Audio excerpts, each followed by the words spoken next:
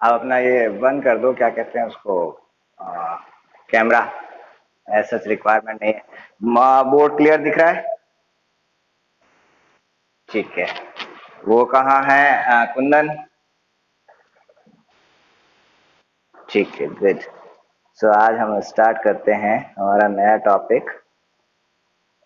और हमारा आज का टॉपिक है Schrodinger wave equation. Schrodinger wave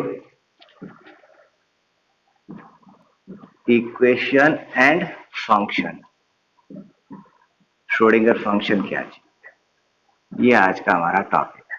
अब इस चीज को मैं अगर समझाऊं तो हमने जब लास्ट क्लास जब की थी, तो उस लास्ट क्लास के अंदर हमने ये सारा हमने ये कर लिया था कि क्लासिकल फिजिक्स हमारी फेल हो जाती है, फिर हमारे पास में हमको ये मानना पड़ता है कि जो पार्टिकल है वो पार्टिकल के साथ साथ में वो ड्यूल नेचर रखता है और वो एज अ वेव भी वर्क करता है। उसकी वेव नेचर को हमको मजबूरन कंसिडर करना पड़ा कि मींस पार्टिकल, पार्टिकल का मतलब यहाँ पे मेरा है जो बहुत टाइनी पार्टिकल, बहुत छोटे जो माइक्रो पार्टिकल्स है, for example electron, proton, atoms. जो पार्टिकल्स हैं वो पार्टिकल अपनी एग्जिस्टेंस को बनाने के लिए और जो हमारे फिजिक्स के जो लॉज हैं उन पर वर्क करने के लिए, या जो उनके एक्सपेरिमेंटल रिजल्ट्स आए हैं उन रिजल्ट्स का रिजल्ट्स ऐसे क्यों आए हैं उन सबको प्रूव करने के लिए, उनके पीछे एक वैलिड थ्योरी देने के लिए हमने लास्ट टाइम में ये देख लिया था कि सिर्फ और सिर्फ क्लासिकल फिजिक्स से काम नहीं चल सकता है। क्लासिकल फिजिक्स का मतलब कि पार्टिकल को एज ए पार्टिकल कंसिडर करने से, इलेक्ट्रॉन को एज ए पार्टिकल कंसिडर करने से काम नहीं चल पाएगा। मुझे इलेक्ट्रॉन को पार्टिकल नेचर के अलावा उसका वेव नेचर भी कंसिडर करना पड़ेगा। ये हमने लास्ट टर्म जो हमारा था क्लास उसमें हमने देख लिया था। अब जब हम उसकी कर रहे हैं बात कि वो उसका वेव नेचर होना चाहिए, अब वेव नेचर होगा कैसा, वेव किस तरह की होगी, वेव का फॉर्मूला क्या होगा, तो ये फॉर्मूला श्रोडिंगर ने दिया था 1928 में। 1928 में श्रोडिंगर ने वो उसकी वेव इक्वेशन को बताया कि उसकी वेव इक्वेशन इस तरह की होगी। तो इस वेव इक्वेशन को करने के लिए हम यूं करते हैं, स्टार्ट करते हैं सबसे पहले हमारी क्लासिकल इक्वेशन से। जो हमारी क्लासिकल वेव इक्वेशन जो है उसकी हम बात करते हैं और क्लासिकल वेव फंक्शन की बात करते हैं। क्लासिकल वेव फंक्शन और क्लासिकल वेव इक्वेशन क्या, कि लाइक मेरे पास में अगर कोई एक वेव है इस तरह की, तो इसके लिए मेरे पास में वेव फंक्शन जो है वो हम लिखते हैं y is equal to a sine omega t plus minus k x.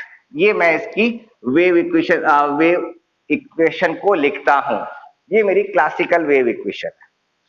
अब इस क्लासिकल वेव इक्वेशन को अगर आप देखो तो हमने इसमें क्या क्या चीजें हैं, y मेरा उसका डिस्प्लेसमेंट, ये डिस्प्लेसमेंट कब है, at time t at position x।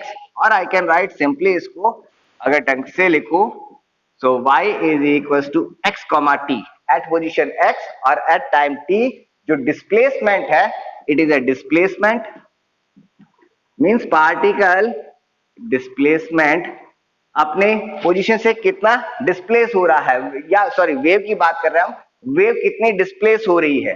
और ये क्या चीज था उसका, amplitude, omega frequency, T time, के वेव वेक्टर और एक्स उसकी पोजीशन। ये हमारी स्टैंडर्ड इक्वेशन है जिसको हम काम में लेते हैं, अब तक हम काम में ले रहे थे। क्लासिकल वेव इक्वेशन है ये। अब इसी क्लासिकल वेव इक्वेशन, ये है मेरी क्लासिकल वेव इक्वेशन। इसी वेव इक्वेशन का, सॉरी वेव फंक्शन, गलत लिख दिया, ये मेरा फंक्शन है, ये मेरा फंक्शन है।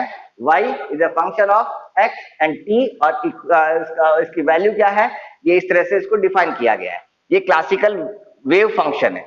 इसी क्लासिकल वेव फंक्शन की अगर मैं इक्वेशन को लिखता हूं तो वो इक्वेशन आ जाती है मेरे पास में, इसको मैं डेल में लिख देता हूं because it depends on x and t। So del square y upon del x square is equal to del square y by del T square and उसके साथ में यहां 1 अपॉन c स्क्वायर फैक्टर भी आएगा। ये इसकी क्लासिकल वेव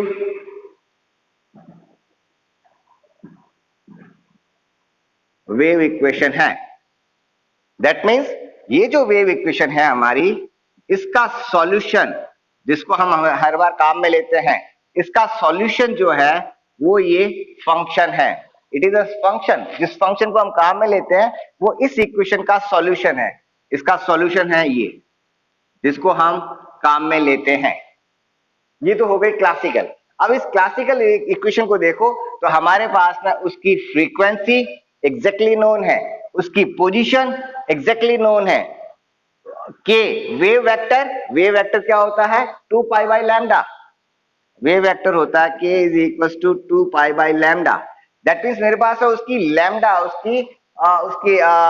जो उसकी फ्रीक्वेंसी है वो मेरे पास एग्जैक्टली नोन है, पोजीशन मुझे मालूम है, तब मैं उसका डिस्प्लेसमेंट जो निकाल रहा हूं वो डिस्प्लेसमेंट इस इक्वेशन से निकल रहा है। ये पूरा पूरा है क्लासिकल। अब इसी चीज को क्वांटम में काम में लेने के लिए श्रोडिंगर ने माइनर चेंजेस किए, और वो चेंजेस उसने क्या किए, पहले आप इसको लिख लीजिए फिर मैं वो चेंजेस बताता हूं। ये क्लासिकल वेव फंक्शन हो गया, ये वाला, ये क्लासिकल वेव इक्वेशन, पहले इसको लिख लीजिए फिर मैं उसको करवाता हूं।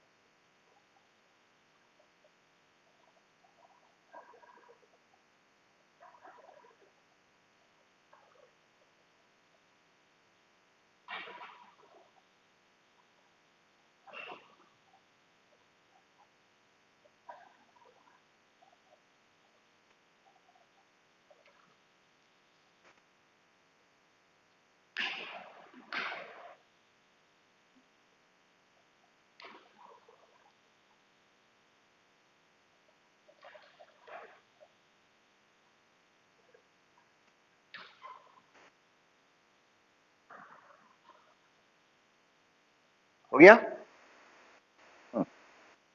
ठीक है, साफ कर दो ना। सो अब देखिए हम क्या करते हैं, इसी वेव फंक्शन को हम अब यहां पे उल्टा चलेंगे। क्लासिकल के अंदर हमारे पास में वेव इक्वेशन हमने काम ली और इसका सॉल्यूशन हमने ये निकाला। क्वांटम के अंदर हम थोड़ा सा इसमें उल्टा चलेंगे, हम पहले एक वेव फंक्शन डिफाइन करेंगे, और वो वेव फंक्शन हम इसी से डिफाइन करेंगे।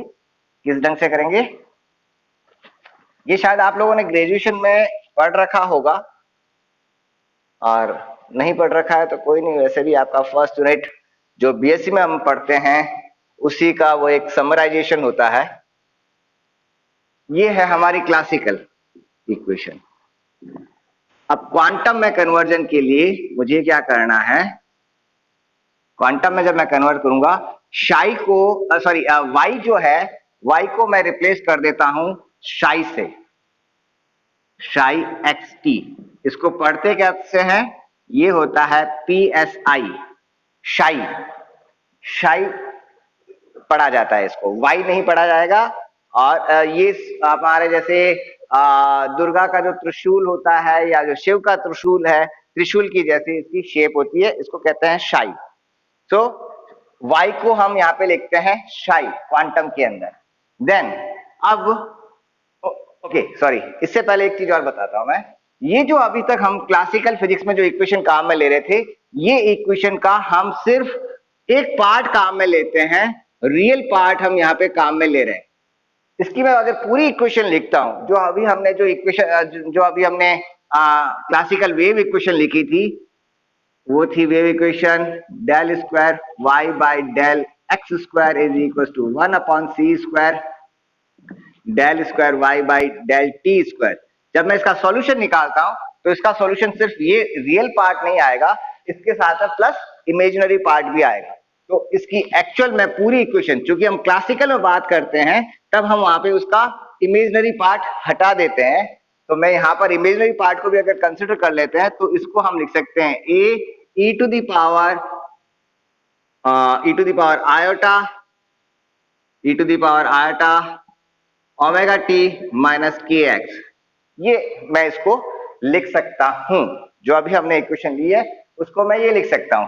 क्यों, कैसे लिख सकता हूं इसको? अगर मैं e to the power iota theta Euler formula है, कॉम्प्लेक्स नंबर है, तो मैं इसको ओपन कर लूं। I can write it cos omega t minus k x plus iota sine omega t plus k x. ये इस तरह से मेरी इक्वेशन बन जाएगी। माइनस यहाँ पे, सॉरी यहाँ पे भी माइनस। इस तरह से मैं इसको ओपन कर सकता हूं। तो इसका रियल पार्ट अभी तक हमने काम में लिया था। तो हमारी पूरी इक्वेशन है ये यहां से यहां तक। तो ऐसी इक्वेशन को जब मैं यहां पे काम में ले रहा हूं, मैं यहां पर अब चेंजेस क्या करूंगा? जो ओमेगा है, ओमेगा को आप लिख सकते हैं, जो एनर्जी है, वेव एनर्जी। वेव एनर्जी का हमारा फॉर्मूला क्या है? E is equal to h nu. V E is equal to क्या होता है? H nu. और I can write it h divide by 2 pi से इसको डिवाइड कर दिया, मल्टीप्लाइड बाई 2 पाई न्यू लिख सकते हैं, कहीं कोई इश्यू नहीं है। 2 पाई से डिवाइड कीजिए, 2 पाई से मल्टीप्लाई कीजिए। अब ये जो नया फैक्टर बना है, इस फैक्टर को मैंने नाम दे दिया h क्रॉस। इसको मैंने कह दिया h और h के ऊपर cross, which is equal to h divide by 2 pi. तो मेरी ये जो इक्वेशन है, ये इक्वेशन जो एनर्जी है, एनर्जी का फॉर्मूला हो जाएगा E is equal to h cross और 2 पाई न्यू। न्यू है मेरी फ्रीक्वेंसी, तो 2 पाई न्यू मेरी हो जाएगी उसकी angular frequency, that is omega. So E is equal to हो गया h क्रॉस ओमेगा। और इससे ओमेगा की वैल्यू मेरे पास में निकल जाएगी। ओमेगा कितना हो जाएगा? E divide by h cross. E divide by h cross, ये मेरे पास में ओमेगा की वैल्यू आ जाएगी। ये एक फर्स्ट स्टेप हमने किया। नाउ सेकंड स्टेप, एक स्टेप और करते हैं हम। दूसरा स्टेप हम ये करते हैं कि जो ये k है, इस k की वैल्यू क्या है? k जो अभी मैंने आपको बताया था, k वेव नंबर है और k वेव नंबर की वैल्यू है 2 पाई बाई लैम्डा। ठीक है, k is equal to 2 pi by lambda. And quantum के अंदर डी ब्रॉगली ने जो कहा था, वो ये क्या कहा था कि जो मोमेंटम है, मोमेंटम और डी ब्रॉगली के according P is equal to momentum is equal to था हमारा h upon lambda. P is equal to h upon lambda. तो I can write it 2 pi by lambda. I can write it, इसको यू मैं लिख सकता हूं। आप ये दिख रहा है नीचे वाला? ठीक है, so I can write it k is equal to 2 pi by h and h upon lambda लिखा जा सकता है। 2 pi by lambda, 2 pi by lambda become h cross और h upon lambda becomes p momentum. So k is equal to हो गया h cross p। k की value हमारे पास में आ गई। और कुछ गलत हुआ है क्या? कुछ गलत हुआ है। k is equal to 2 pi by lambda. Okay, ये यहाँ पे मैंने गलत लिख दिया ना। h क्रॉस मल्टीप्लाई थोड़ी आएगा, h क्रॉस नीचे आएगा ना भाई। h क्रॉस की वैल्यू क्या है? h अपॉन 2 पाई, और यहाँ पे क्या लिखा हुआ है? 2 pi by h। So basically ये क्या हुआ? p divide by h cross हुआ। ये k की वैल्यू आ गई। तो हमारे पास में इक्वेशन, ये हमारी इक्वेशन 1, इक्वेशन 2 और ये इक्वेशन हो गई 3। इक्वेशन 1 में इक्वेशन 2 से मैं ओमेगा की वैल्यू पुट अप कर देता हूं, that is E upon h cross यहां रख देता हूं। और इक्वेशन 3 से k की value P upon h cross मैं यहां पे रख देता हूं। तो मेरी जो इक्वेशन 1 है वो हो जाएगी y is equal to a e to the power iota omega t minus k x जो है उसको मैं लिख सकता हूं a e to the power iota, omega की जगह मैंने लिख दिया ओमेगा की जगह मैंने लिखा, ओमेगा की जगह E अपॉन एच क्रॉस, तो ये हुआ ET upon H cross minus K की जगह मैंने लिख दिया, K की जगह लिख दिया P अपॉन एच क्रॉस, तो ये हो जाएगा PX upon H cross. H cross दोनों में कॉमन आ गया, एच क्रॉस को बाहर लिख सकते हैं, तो A e to the power iota upon H cross bracket में रह गया ET माइनस PX। ये हुआ मेरा वेव फंक्शन। ठीक है, इस वेव फंक्शन में भी कुछ करेक्शंस होंगे, मैं भी बताता हूं। तो फिलहाल हमारे पास में ये वेव फंक्शन आया, लिख लीजिए यहां तक का।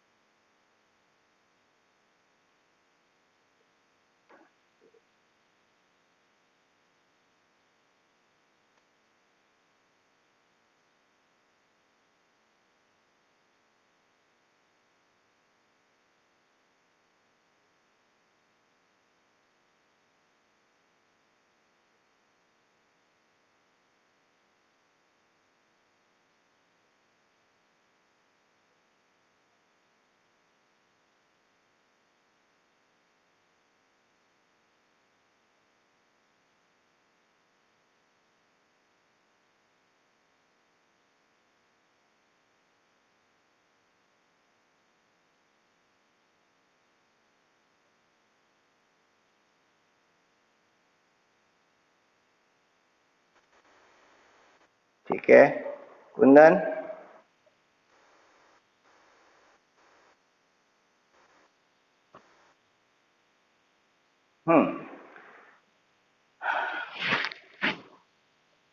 तो अब देखिए यहां पर जो हमारी इक्वेशन आई,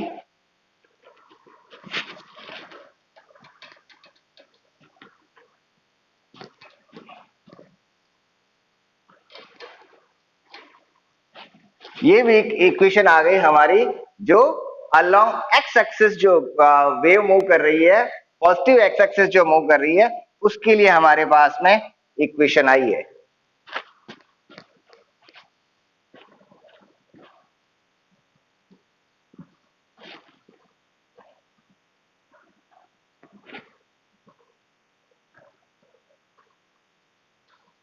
इस इक्वेशन को अगर देखते हैं तो इसमें देखो iota upon H cross bracket में आ रहा है ईटी, एनर्जी जो है स्केलर क्वांटिटी है, कहीं कोई नुकसान नहीं, टाइम स्केलर क्वांटिटी है, तो दोनों के मल्टीप्लिकेशन में कहीं कोई नुकसान नहीं है, कहीं कोई हार्म नहीं हो रहा है।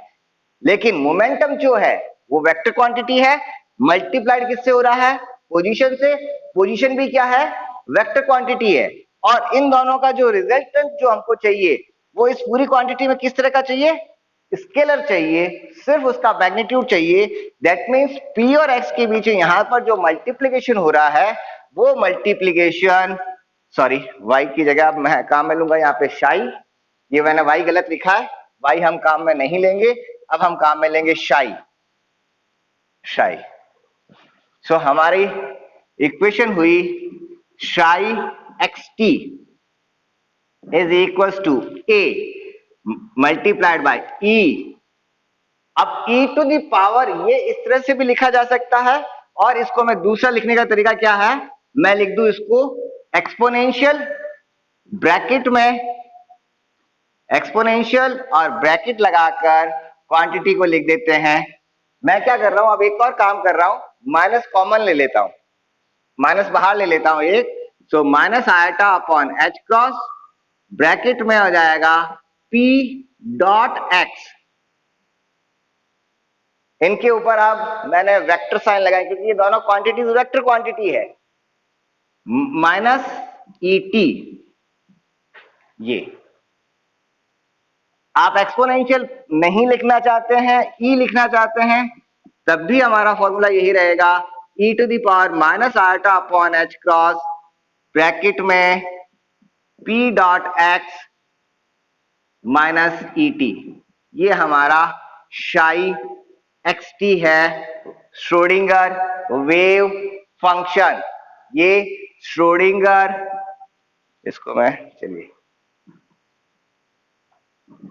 श्रोडिंगर वेव फंक्शन, ये हमारा श्रोडिंगर का क्वांटम वेव फंक्शन है, क्वांटम के लिए है, क्वांटम फिजिक्स में हम इसको काम में लेंगे।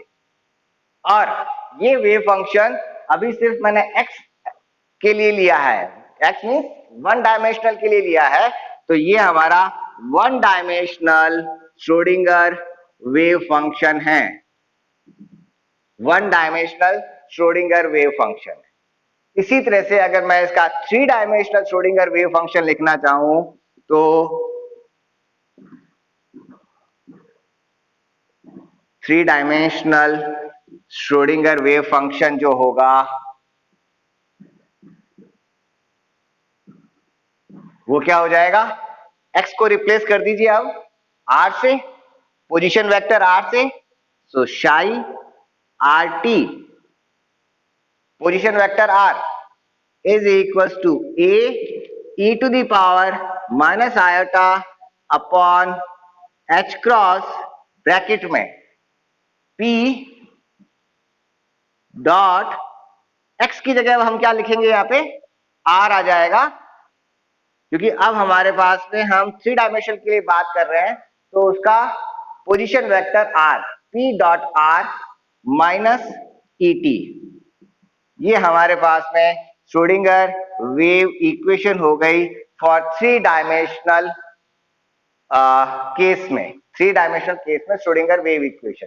नाउ p डॉट r कितना हुआ, so p dot r will be, p को आप खोल लीजिए p x p y p z component में, i cap j cap k cap जे कैप के कैप में, आर को भी हम लिख सकते हैं, क्या लिख सकते हैं इसको, p x i cap plus p y j cap plus p z k cap. X के कंपोनेंट हो गए, एक्स को मैंने x y p x p y p z और unit vector i j k multiple में लिख, उसके उस फॉर्म में लिखा। आर यूनिट वेक्टर को मैं लिख सकता हूं x i cap plus Y j cap plus Z k cap, इस तरह से। अब इन दोनों को मल्टीप्लाई करके लिख दीजिए, तब हमारे पास में क्या आ जाएगा, p x x p y y p z z, remaining component हमारे जीरो हो जाएंगे। तो ये हमारा जो सेकंड जो अभी हमने लिखा, ये श्रोडिंगर वेव फंक्शन हो गया थ्री डायमेंशनल केस में, ये हो गया वन डायमेंशनल केस में, लिख लीजिए। फिर हम इसकी, ये अभी हमने निकाला है श्रोडिंगर वेव फंक्शन, ठीक है, हम इसकी अब इक्वेशन निकालेंगे, यहां तक का लिख लीजिए आप।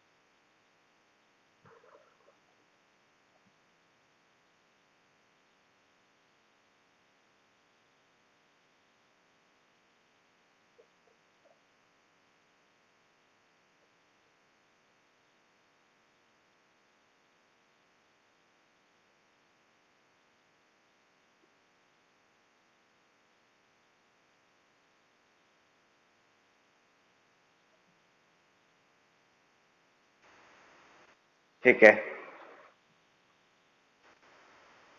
ठीक है। अभी अभी हमने ये जो निकाला है, ये हमने किया वेव फंक्शन निकाला है। अब हम निकालते हैं वेव इक्वेशन।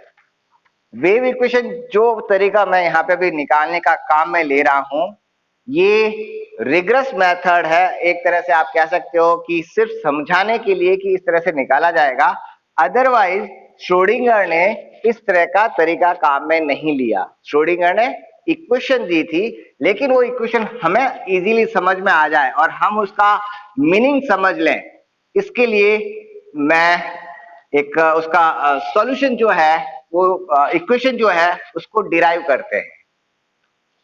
कई बुक्स में इसका डेरिवेशन दे रखा है और कई बुक्स ने बिना डेरिवेशन डायरेक्ट इक्वेशन को लिखा है और उसके डायरेक्ट पोस्टुलेट्स जो थे वो पोस्टुलेट्स लिखे हैं। लेकिन समझने के लिए अगर मैं इक्वेशन को डिराइव करते हैं तो हमें जो श्रोडिंगर की जो भावना है वो हमको समझ में आ जाती है।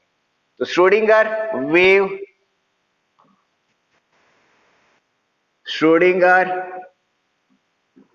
वेव इक्वेशन, अभी हमने जो निकाला था वो फंक्शन था। अब wave equation for one dimensional particle, for one dimensional moving particle. एक पार्टिकल जो कि वन डायमेंशनल डायरेक्शन के अंदर मूव कर रहा है, उस पार्टिकल की श्रोडिंगर वेव इक्वेशन किस तरह की होगी उसको हम डिराइव करते हैं। सो हम क्या करते हैं, इसके अंदर एक पार्टिकल ले लेते हैं। एक पार्टिकल लिया, यहां पे मान लीजिए मेरे पास में ये पार्टिकल, एक स्मॉल पार्टिकल जिसका मास है m, और इस पार्टिकल m मास के पार्टिकल के ऊपर एक फोर्स अप्लाई हो रहा है, फोर्स है F। जब मैं F फोर्स एक पार्टिकल m मास पे अप्लाई कर रहा हूं, लाइक मेरे पास एक बॉल है, उस बॉल के ऊपर मैं फोर्स अप्लाई कर रहा हूं, तब उस केस में ये पार्टिकल क्या करेगा, मूव करेगा और ये इस तरह से मूव करेगा।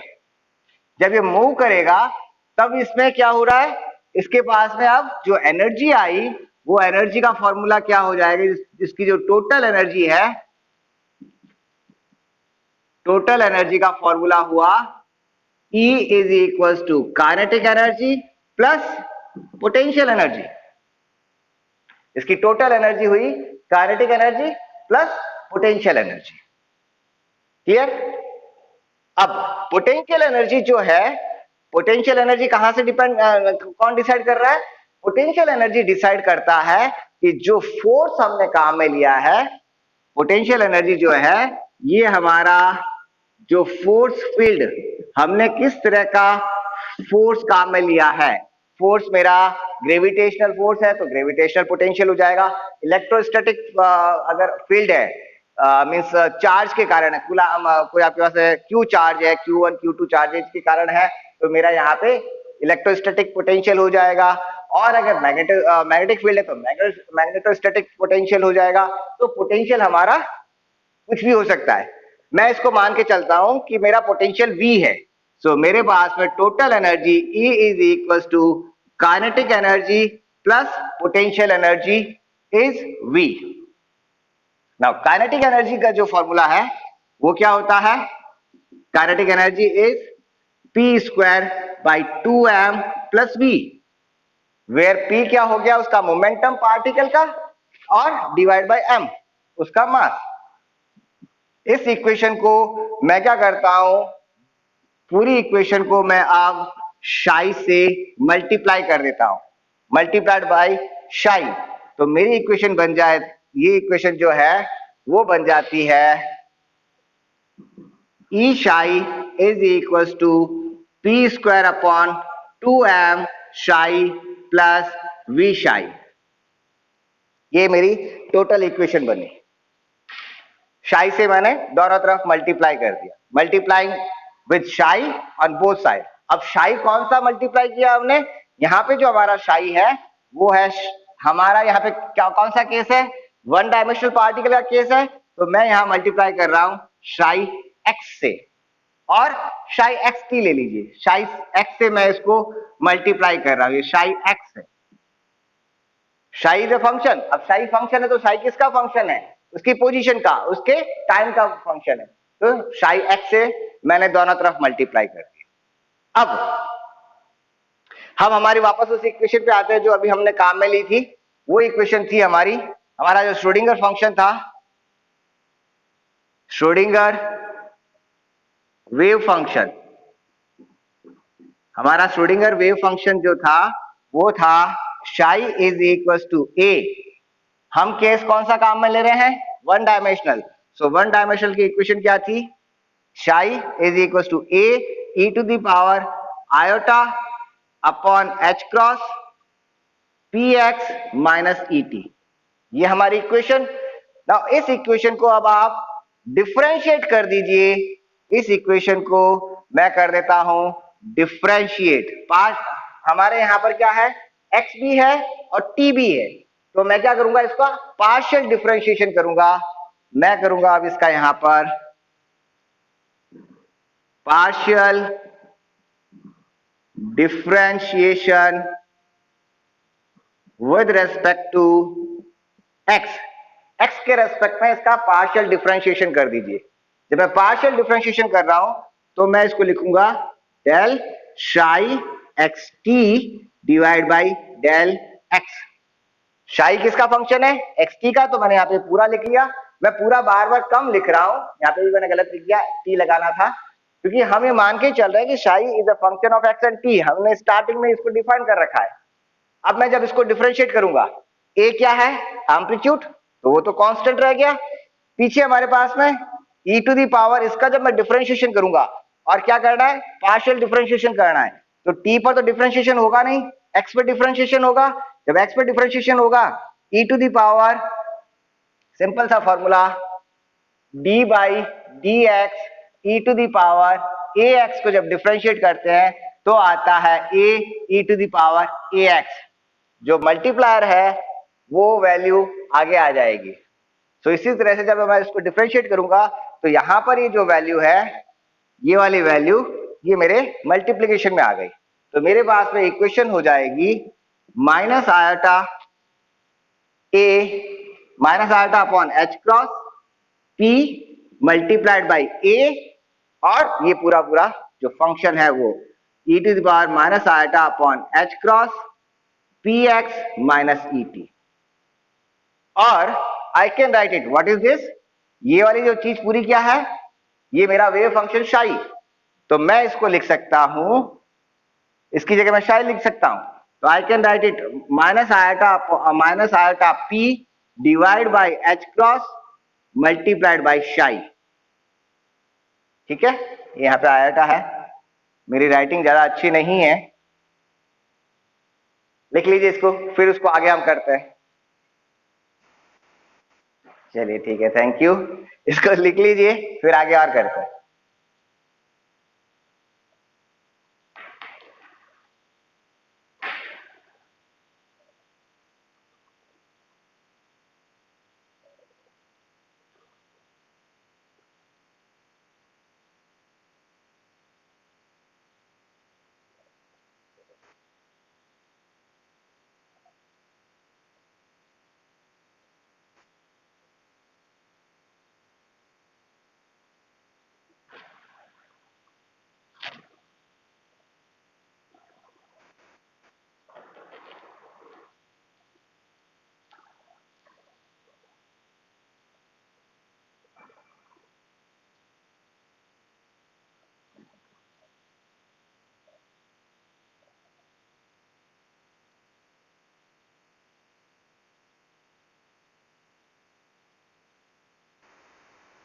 ठीक है,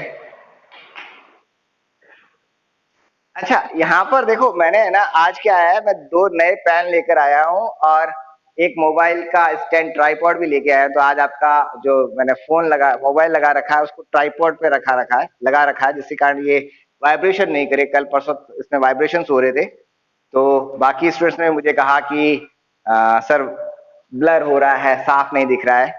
अच्छा, आज मैं ये दो कलर, अलग अलग कलर के पेन और लेके आया हूँ। अभी तक मैं ब्लैक पेन ही काम में ले रहा था, आज 2 पेन और लेकर आया हूं। अब मुझे एक चीज बताओ आप कि आपको यहाँ पे अलग कलर तो नजर आ रहा है या नहीं दिख रहा है?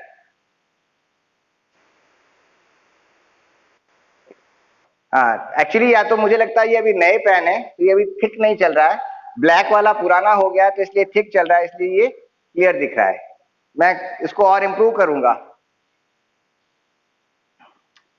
मैं चाहता हूं कि जो भी आप पढ़ो ना वो बहुत आपको आराम से समझ में आ जाए, दिखे भी प्रॉपर, क्या कहते हैं उसको।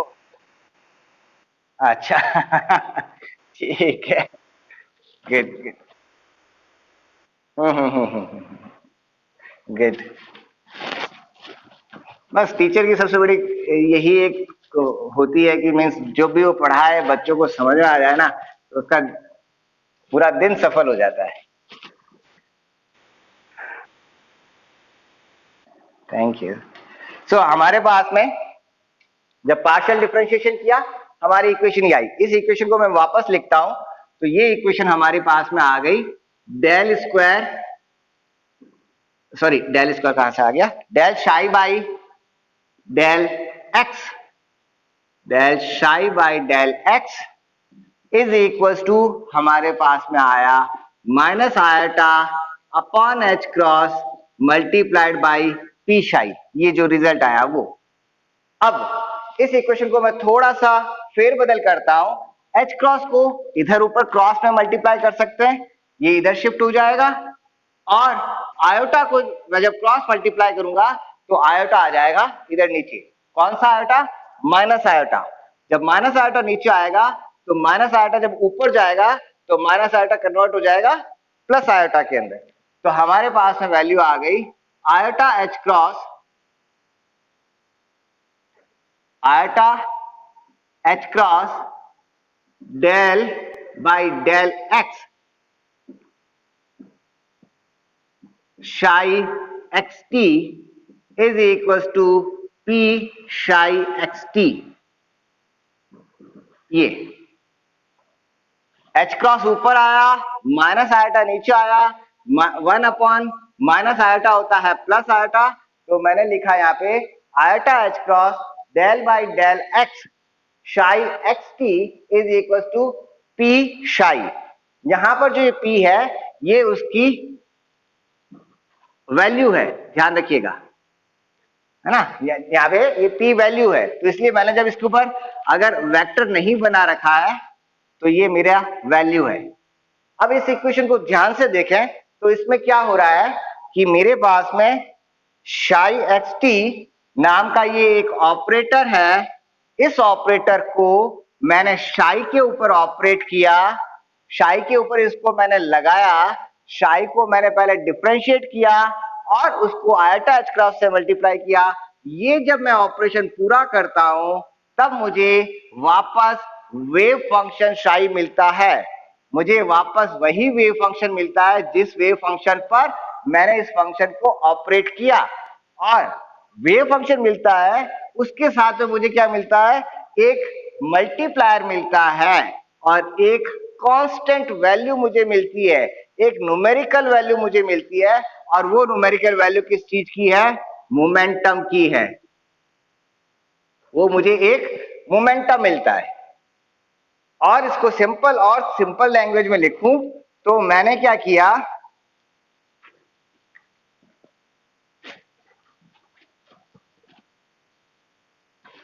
मेरे पास में एक फंक्शन है f, इस फंक्शन के ऊपर मैंने एक ऑपरेटर को लगाया ए कुछ ऑपरेटर है, ए ऑपरेटर इंटीग्रेशन हो सकता है, मींस मैंने इसको इंटीग्रेट कर लिया, ए कुछ ऑपरेटर है जो कि इसको डिफरेंशिएट कर रहा है, ए कुछ ऑपरेटर है जो क्या कर रहा है, इसको प्लस कर रहा है, प्लस एफ, एक ऑपरेटर है माइनस एफ, माइनस एफ क्या करेगा कि एफ की जो भी वैल्यू होगी उसको नेगेटिव कर देगा, उसको उसका साइन चेंज कर देगा। तो मैं ये लिख रहा हूं कि मेरे पास में एक फंक्शन एफ, इसके ऊपर मैंने एक ऑपरेटर लगाया ए, और इसके कारण मुझे वापस ए ऑपरेटर लगाया, मुझे वापस फंक्शन एफ मिल गया। एफ फंक्शन मुझे एज इट इज मिल गया, बट अब एफ के साथ मुझे क्या मिला, एक मल्टीप्लायर मिल गया, एक कांस्टेंट वैल्यू मुझे मिल गई। तो ये मेरा क्या है, इसको मैं कह रहा हूं ऑपरेटर। ये एक ऑपरेटर है, ये कुछ प्लस ऑपरेटर हो सकता है, माइनस ऑपरेटर हो सकता है, इंटीग्रेशन हो सकता है, डिफरेंशिएशन हो सकता है, कुछ भी इस तरह की मेरे मैथमेटिकल एक ऑपरेटर है जिसको फंक्शन पे ऑपरेट किया, फंक्शन पे ऑपरेट किया, और जब मैं फंक्शन पे ऑपरेट कर रहा हूं तो यही फंक्शन मुझे वापस मिल रहा है, सेम फंक्शन, फंक्शन में कोई चेंजेस नहीं है। और इसके साथ क्या मिल रहा है, एक मल्टीप्लायर में एक कांस्टेंट वैल्यू मुझे मिल रही है, एक कांस्टेंट न्यूमेरिकल वैल्यू मुझे मिल रही है, एक कांस्टेंट न्यूमेरिकल वैल्यू मुझे मिल रही है। अगर इस तरह की कोई चीज होती है, कहीं इस तरह का कुछ है, तो इस इक्वेशन को हम कहते हैं eigen equation. It is known as eigen equation, इसको आइगन इक्वेशन कहते हैं।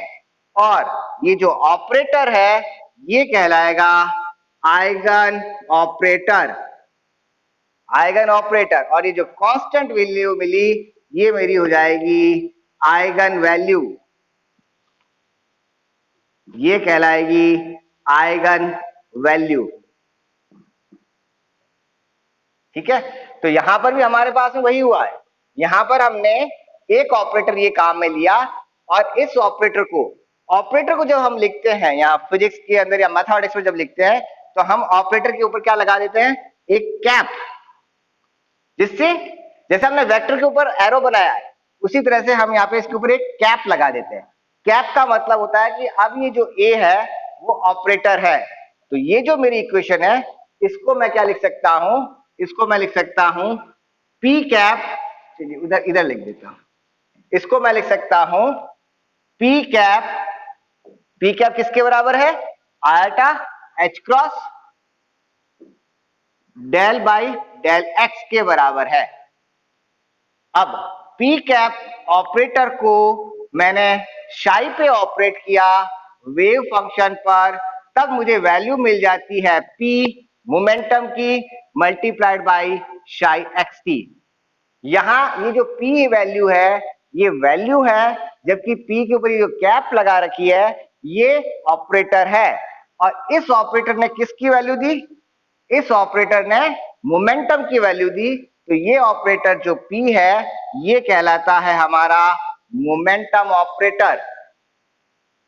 Iota H cross del by del x ये कहलाता है मोमेंटम ऑपरेटर।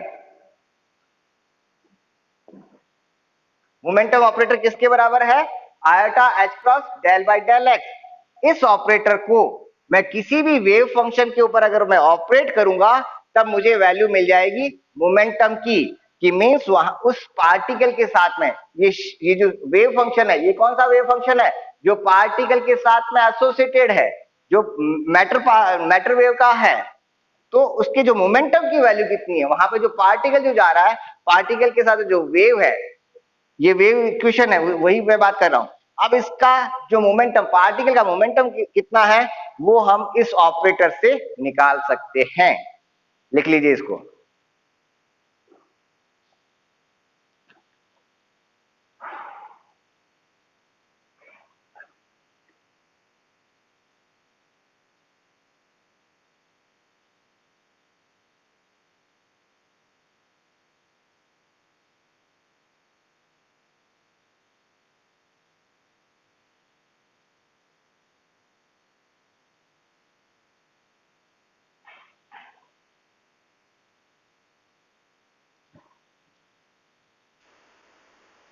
हाँ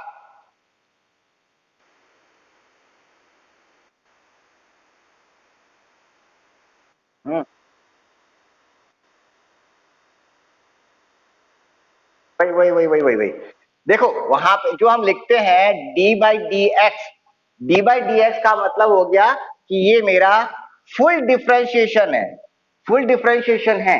जबकि जैसे मैंने इसको डेल कर दिया ये हो जाता है मेरा पार्शियल डिफरेंशिएशन। पार्शियल डिफरेंशिएशन का मतलब कि मुझे अब बाकी जितने और भी अगर कोई वेरिएबल है तो मैं उनको इग्नोर कर दूंगा, मैं सिर्फ एक्स पे ऑपरेट करूंगा। और फुल डिफरेंशिएशन मींस मुझे किसी को इग्नोर नहीं करना है। अगर कोई वैल्यू है, इस केस में मैं एग्जांपल देता हूं आपको, एक अच्छा सा एग्जांपल। मान लीजिए मेरे पास कोई फंक्शन है f is equal to 3x² plus 2t, ये है, इसको मैंने 2t, हाँ नहीं, इसके साथ कुछ और लिखना पड़ेगा। आई कैन राइट इट, क्या लिखूं मैं, 2tx लिख दूं, x। जब मैं इसको फुल डिफरेंशिएशन कर रहा हूं तो क्या लिखेंगे, df by dx is equal to 6x plus 2t। और जब मैं पार्शियल डिफरेंशिएशन करूंगा, नहीं यहाँ पे थोड़ा मैंने अभी सोचता हूँ एग्जांपल, आप इसको लिख लीजिए पहले, तब मैं एग्जांपल सोच, हाँ उसको सोचता हूँ मैं, एग्जांपल दूसरा लेता हूँ।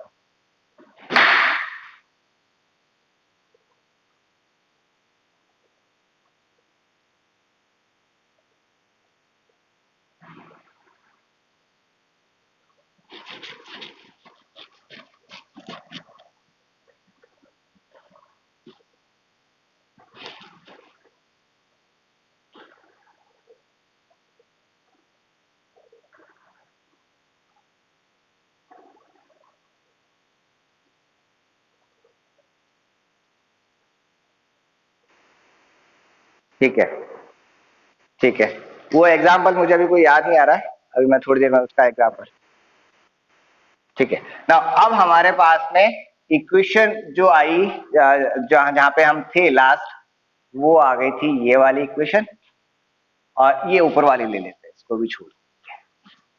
तो हमारे पास में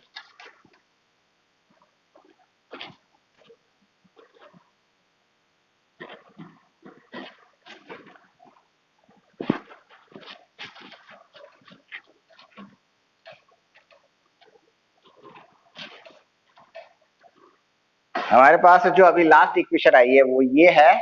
इसको मैं ये अगर रेड वाला साइन हटा देता हूं, हमारी इक्वेशन बन गई थी del psi by del x is equal to iota upon H cross p psi. ये हमारी इक्वेशन थी जिसको हमने क्रॉस मल्टीप्लाई करके मोमेंटम ऑपरेटर निकाला था ना। अब इसको एक बार और डिफरेंशिएट कर देते हैं। सो differentiating again partial differentiating with respect to x के रेस्पेक्ट में इसको एक बार और पार्शियल डिफरेंशिएट कर दीजिए। जब एक बार और पार्शियल डिफरेंशिएट करूंगा तब क्या हो जाएगा, ये हो जाएगा del square psi x, del square psi by del x square. Partial differentiation एक बार और कर दिया, और यहां पर मैं लिख सकता हूं del by del x, bracket में ये पूरी quantity iota upon H cross P x, sorry p y, p psi, iota constant, h cross constant, p constant, p value अभी मैंने बताया न्यूमेरिकल वैल्यू है। तो ये पूरी क्वांटिटी मेरी बाहर आ गई। क्या हो जाएगा, ये हो जाएगा del by del x, sorry पहले मैं न्यूमेरिकल क्वांटिटी, ये जो वैल्यूज है उसको बाहर ले लेता हूं, iota p upon H cross बाहर ले लिया, del by del x operate हुआ एक्स पर, शाई पर, तो ये del psi by del x. Now del psi by del x की वैल्यू हमारे पास है ऑलरेडी, ये पड़ी है, तो ये वैल्यू मैं यहां रख देता हूं। तो मेरा ये हो जाएगा D square psi by d x square is, पहले इस वैल्यू को रख देते हैं। अब del psi by del x की वैल्यू कितनी है, ये दे रखी है, ये वैल्यू मैं यहां रख लेता हूं। तो ये वैल्यू है eta p upon H cross शाई, मल्टीप्लाई कर देते हैं, आयोटा का आयोटा से मल्टीप्लाई करेंगे तो आयोटा स्क्वायर, और आयोटा स्क्वायर की वैल्यू होती है -1, तो ये हो गया मेरे पास में minus p square upon H cross psi, ये मेरे पास में वैल्यू आई।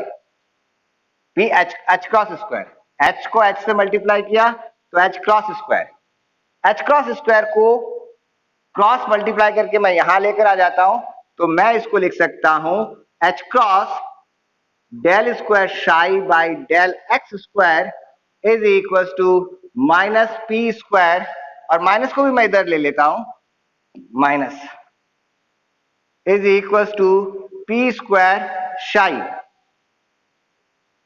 इस पूरी इक्वेशन को आप क्या करते हैं, डिवाइड बाई 2m से डिवाइड कर देते हैं। इधर भी मैं 2m लिख देता हूं और इधर भी 2m से डिवाइड कर देता हूं।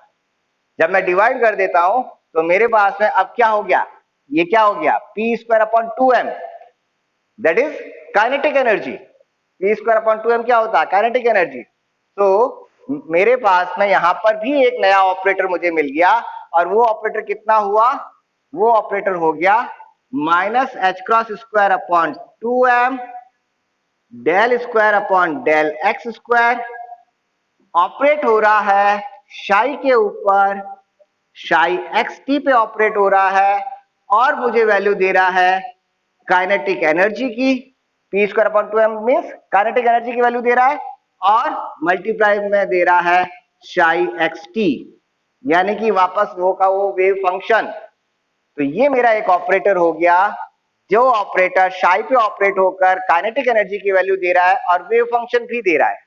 तो इस ऑपरेटर को मैं कहता हूं, ये जो ऑपरेटर है it is known as kinetic energy operator K cap, के cap, kinetic energy operator K cap किसके बराबर है, minus H cross square upon 2m del square by del x square.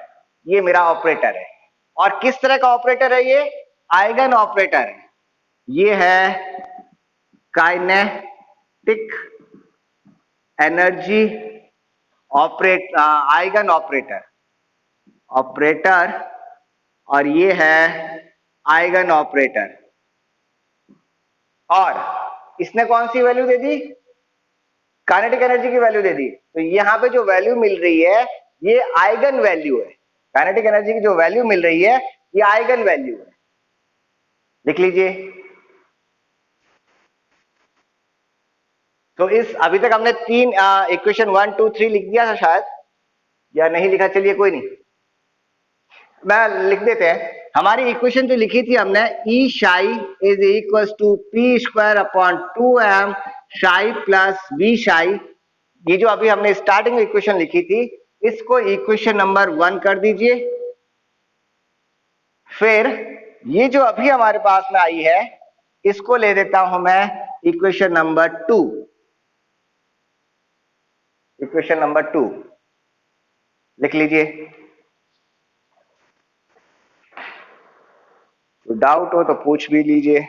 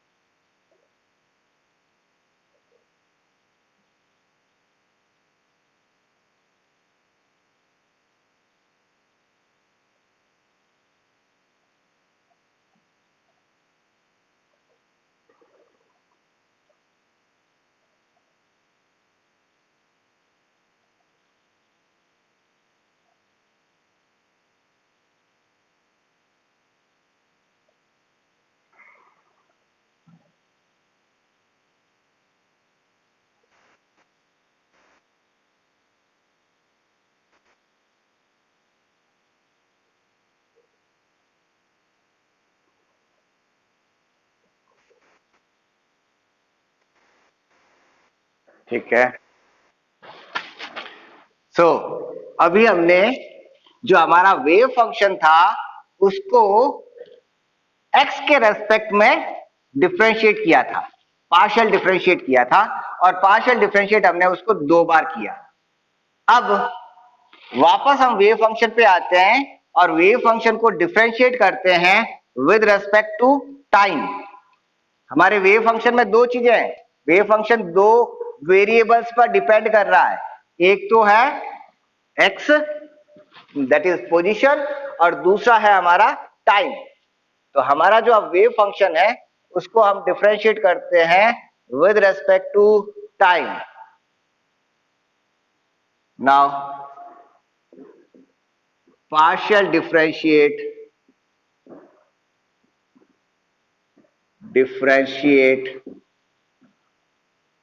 a wave function with respect to time. Time के respect में उसको partial differentiate करते हैं। तो हमारा वेव फंक्शन है psi xt is equal to a e to the power minus iota upon h cross px minus et। इसको differentiate करते हैं partial differentiation with respect to time. So del psi by del t is equals to a का differentiation होगा नहीं, a constant है, बाहर आ गया, तो a u का यू ही e to the power px, x से आपको को कोई लेना देना नहीं क्योंकि हम पार्शियल डिफरेंशिएशन कर रहे हैं। तो टाइम का जब डिफरेंशिएशन होगा तो ये क्या आ जाएगा, माइनस ई बाहर आ जाएगा, माइनस ई, और ये जो मल्टीप्लाई हो रहा है यानी कि minus iota upon H cross को मल्टीप्लाई कर दीजिए माइनस ई से। तो मेरे पास में वैल्यू क्या आ गई, iota E divide by H cross, ये मेरे पास में वैल्यू आ जाएगी।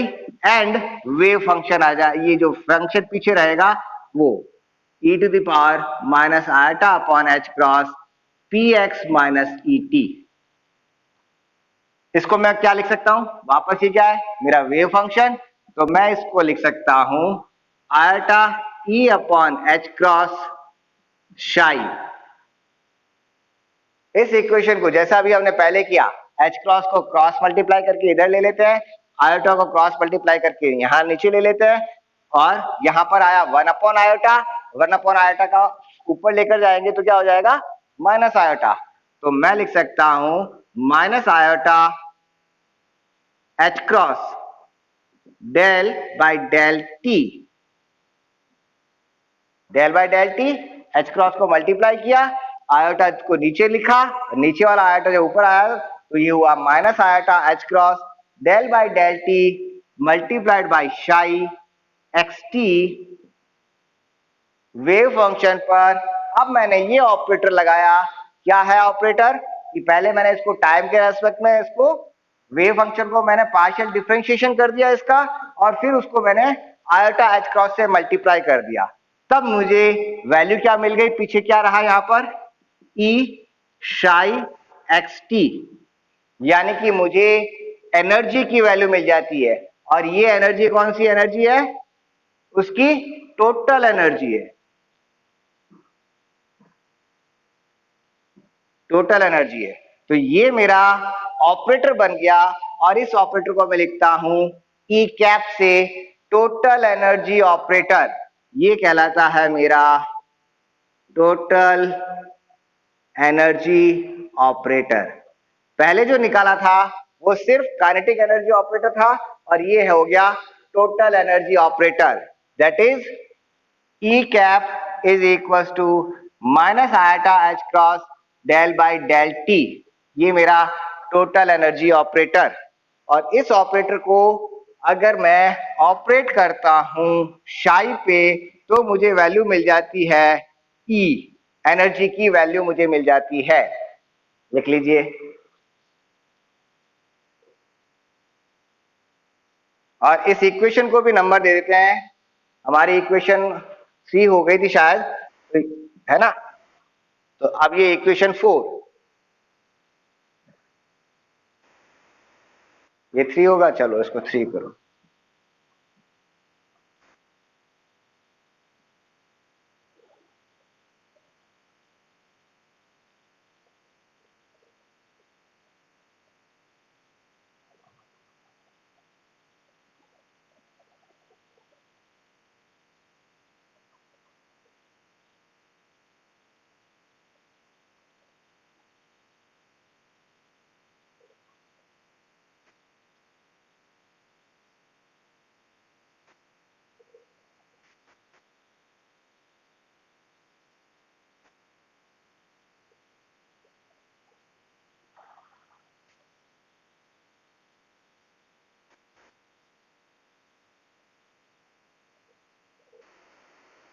ठीक है कुंदन, ठीक है। सो अब हम यूं करें, इक्वेशन 1, इक्वेशन 2 और इक्वेशन 3, इन तीनों को एक साथ में लिखो। आपके लिखी हुई है वैसे तो, मैं लिखता हूं बोर्ड पे। और इक्वेशन 1 के अंदर इक्वेशन 2 और इक्वेशन 3 से वैल्यू पुटअप कर दीजिए।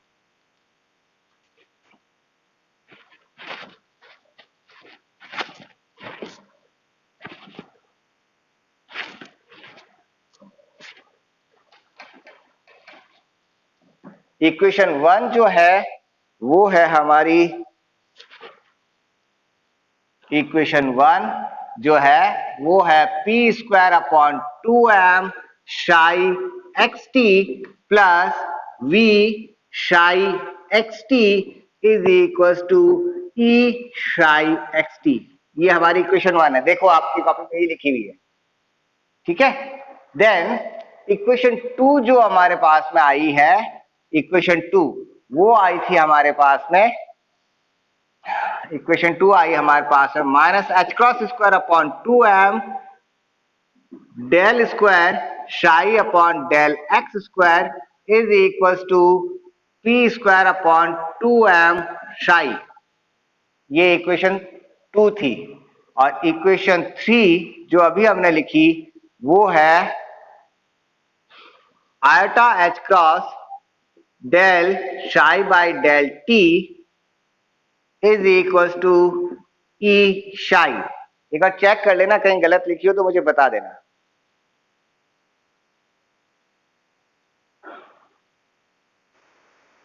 तीनों सही है, यहां माइनस। ओके, तो ये हमारी तीनों इक्वेशन। अब देखो पी स्क्वायर अपॉन 2m शाई, तो यहां पर और यहां पर ये वैल्यू बराबर है, तो इसकी जगह मैं क्या लिख सकता हूं, ये वैल्यू मैं यहां पर लिख सकता हूं ई शाई। ई शाई ये रहा, तो इस ई शाई की जगह मैं ये वैल्यू यहां रख सकता हूं। तो from equation, from putting values of equation 1 and putting values from equation 2 and 3 into equation 1, तब हमको क्या मिलेगा, वी गेट, हमको क्या मिल जाएगा, पी स्क्वायर अपॉन 2m शाई की जगह मैंने लिख दिया minus H cross square, minus H cross square upon 2m del square psi x t upon del x square plus v psi x t as it is आया, v psi x t as it is आया is equal to e x, e psi की जगह मैं क्या लिख सकता हूं, ये वाली value minus iota H cross del psi by del T. देखिए यहां पे मेरे पास, मैं आगे लिख नहीं रहा हूं, शाई का मतलब ही शाई एक्स टी है, शाई is a function of x T. यहाँ पे मेरे जगह, क्योंकि मुझे अभी आगे इसको मैं वापस ई शाई भी लिख सकता हूं इज इक्वल टू ई शाई। ये जो इक्वेशन बनी ये मेरी श्रोडिंगर वेव इक्वेशन है, ये मेरी श्रोडिंगर वेव इक्वेशन है। ये है श्रोडिंगर, ये शायद ज्यादा साफ नहीं दिख रहा, Schrodinger one dimensional wave equation,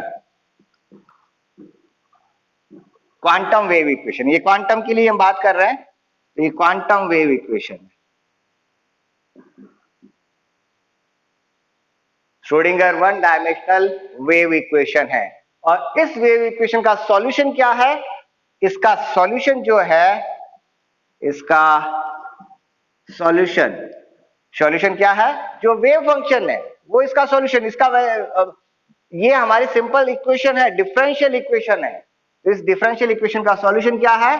Sai x T is equal to A E to the power minus iota upon H cross P x minus E T, ये इसका सॉल्यूशन, यानी कि वेव फंक्शन, ये हमारा वेव फंक्शन है, क्वांटम वेव फंक्शन, और इसकी equation है ये। अब याद करो, जब मैंने हमारा जो आज वाला लेक्चर स्टार्ट हुआ था, तो उस समय मैंने आपको क्लासिकल वेव इक्वेशन लिखी थी और क्लासिकल वेव फंक्शन लिखा था। उन दोनों और इन दोनों को कंपेयर करो, उसमें और इसमें फर्क यहाँ पे थोड़ा फर्क आ रहा है। उसकी इक्वेशन में दोनों तरफ डबल डेरिवेटिव है, डबल डिफरेंशिएशन हो रहा है। याद करो इक्वेशन को, तो वहां पे मैंने लिखा था del square Y upon del x square is equal to 1 upon C square del square Y by del T square. दोनों तरफ डिफरेंशिएशन, डबल डिफरेंशिएशन हो रहा था। यहाँ पर डबल डिफरेंशिएशन सिर्फ एक में हो रहा है, टाइम के रेस्पेक्ट में नहीं हो रहा है, ये दोनों में डिफरेंस आ रहा है। ये है मेरी श्रोडिंगर वेव इक्वेशन, लिख लीजिए। अब ये तो वापस फंक्शन लिख दिया मैंने, psi x T is equal to A E to the power iota upon H cross bracket में पी एक्स माइनस ई टी, जो हमारा वेव, इसका सॉल्यूशन ये है। हमने यहां पर उल्टा काम किया, हमने पहले सॉल्यूशन लिया और सॉल्यूशन से हमने इक्वेशन निकाली, ये हमने इस पे किया है।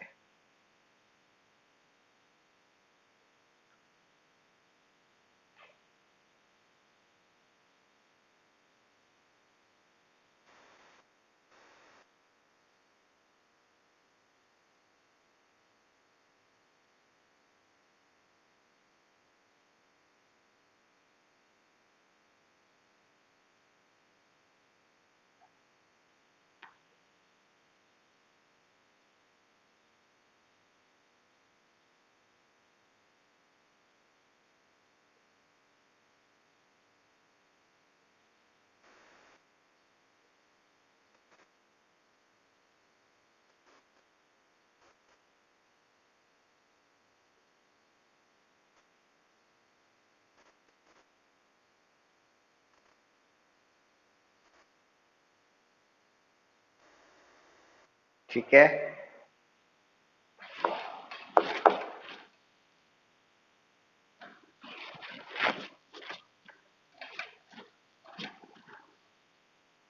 इस इक्वेशन में हम देखते हैं कि हमारी इक्वेशन ये होमोजीनियस है।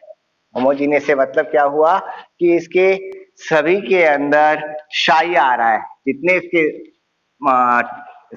स्टेप, इसमें जो टर्म्स है उन सब में शाई आ रहा है। हमारी इक्वेशन क्या आई?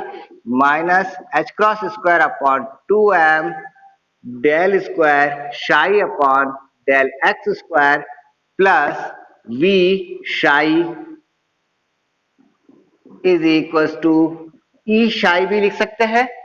ई की अगर मैं वैल्यू रख देता हूं तो ये है माइनस एच क्रॉस डेल शाई बाय डेल टी। अब देखिए इस इक्वेशन में, ये पहले इस इक्वेशन को अगर मैं डिफाइन करूं तो ये इसका हम ऑर्डर निकाल सकते हैं, किस ऑर्डर की इक्वेशन है, तो ये सेकंड ऑर्डर की डिफरेंशियल इक्वेशन है। It is second order differential equation and शाई के ऊपर कहीं पर भी पावर नहीं आ रही है, तो it is a linear equation, linear differential equation, linear differential equation है। शाई के ऊपर कहीं कोई पावर नहीं है। यहां फर्स्ट टर्म में भी शाई आ रहा है, सेकंड टर्म में भी शाई आ रहा है, थर्ड टर्म में भी शाई आ रहा है, फोर्थ टर्म में भी शाई आ रहा है, सभी के ऊपर शाई आ रहा है। तो ये मेरी है homogeneous, equation. So it is second order homogeneous linear differential equation. क्या है ये चीज? Second order homogeneous linear differential equation. ये है हमारी इक्वेशन, सेकेंड ऑर्डर है ये. ठीक है. अब इस इक्वेशन के तीनों टर्म्स, चारों टर्म्स के अंदर साई जब आ रहा है तो ये किस पे डिपेंडेंट हो गई? इस पे एक्स डिपेंडेंट भी है, ये पोजीशन एंड टाइम डिपेंडेंट है. पोजीशन एंड टाइम डिपेंडेंट है. दूसरा, इसमें एक चीज जो मैंने अभी तक छोड़ रखी है, वो छोड़ रखी है मैंने पोटेंशियल. यहां मैंने अभी तक पोटेंशियल को कांस्टेंट v माना है. पोटेंशियल भी तो डिपेंड करता है. फॉर एग्जांपल अगर मैं ग्रेविटेशन की बात करूं तो ग्रेविटेशन के केस में पोटेंशियल gm/r. सो पोटेंशियल किस पे डिपेंड कर रहा है? पोजीशन पे डिपेंड कर रहा है. टाइम इंडिपेंडेंट है. यहां पर इस v को फिलहाल मैं इसको कांस्टेंट मान के चल रहा हूं. जब हम नेक्स्ट यूनिट करेंगे तो मेरा v कांस्टेंट नहीं रहेगा. अगर इलेक्ट्रिकल पोटेंशियल है v r, electrical potential kq/r हो जाएगा. तो पोटेंशियल भी कांस्टेंट नहीं है. फिलहाल हमने इसको कांस्टेंट मान के हम इसको ये डिफाइन कर रहे हैं, इसकी प्रॉपर्टीज को. अब ये इक्वेशन है किस पार्टिकल के लिए? जिसके ऊपर एक फोर्स एप्लीकेबल है. अगर फोर्स एप्लीकेबल नहीं है, यानी कि केस, स्पेशल केस की मैं बात कर रहा हूं. स्पेशल केस कौन सा? For free particle. For free particle. Free particle हम किसको कहेंगे? कि जिसके ऊपर पोटेंशियल जीरो है, जिसके ऊपर कोई फोर्स ही नहीं लग रहा हो, जिसके ऊपर ना कोई अट्रैक्शन फोर्स है, ना कोई रिपल्शन फोर्स है, ना ग्रेविटेशनल फोर्स है, ना मैग्नेटोस्टैटिक फोर्स है, ना इलेक्ट्रोस्टैटिक फोर्स है, कोई फोर्स नहीं लग रहा है. तब उस केस में पोटेंशियल क्या हो गया? जीरो. पोटेंशियल की टर्म को मैं इस इक्वेशन से हटा देता हूं तो मेरे पास में for free particle Schrodinger wave equation हो जाती है -h×2 del square psi upon del x square is equals to E psi. ये मेरे पास में श्रोडिंगर वेव इक्वेशन. अब E psi की वैल्यू लिखना चाहो तो आयटा h क्रॉस वाली वैल्यू लिख सकते हैं. ये मेरे पास में फ्री पार्टिकल की वेव इक्वेशन हो जाती है. ठीक है, लिख लीजिए.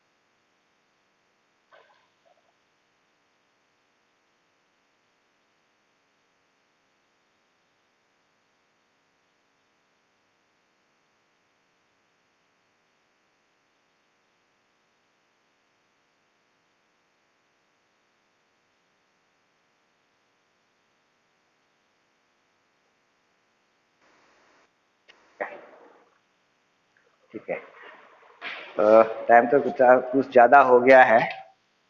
एक या फिर उसको नेक्स्ट क्लास, चलिए नेक्स्ट क्लास में करते हैं. आज के लिए काफी है. नेक्स्ट क्लास के अंदर हम ये करेंगे, ये जो इक्वेशन अभी हमने जो लिखी है इसको, इसमें दोनों वेरिएबल्स, एक्स वेरिएबल और जो पोजीशन वेरिएबल और टाइम वेरिएबल को हम सेपरेट करेंगे.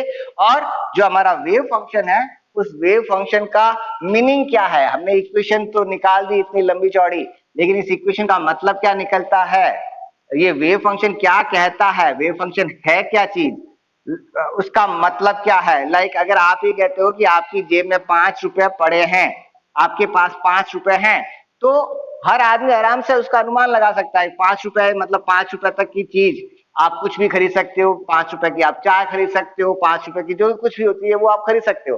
उसका कुछ फिजिकल मीनिंग निकल रहा है। तो शाई का फिजिकल मीनिंग क्या है? और ये जो अभी हमने इक्वेशन लिखी, उसका हम सेपरेशन करेंगे। टाइम टाइम पार्ट अलग करेंगे और जो उसका पोजीशन पार्ट है उसको अलग करेंगे। वो हमारा नेक्स्ट क्लास में रहेगा। अब अपना एक एक स्नैपशॉट जो अभी आपका स्क्रीनशॉट जो अभी तक पढ़ाई हुई है, कोई भी एक मुझे भेज दीजिएगा। ठीक है भाई।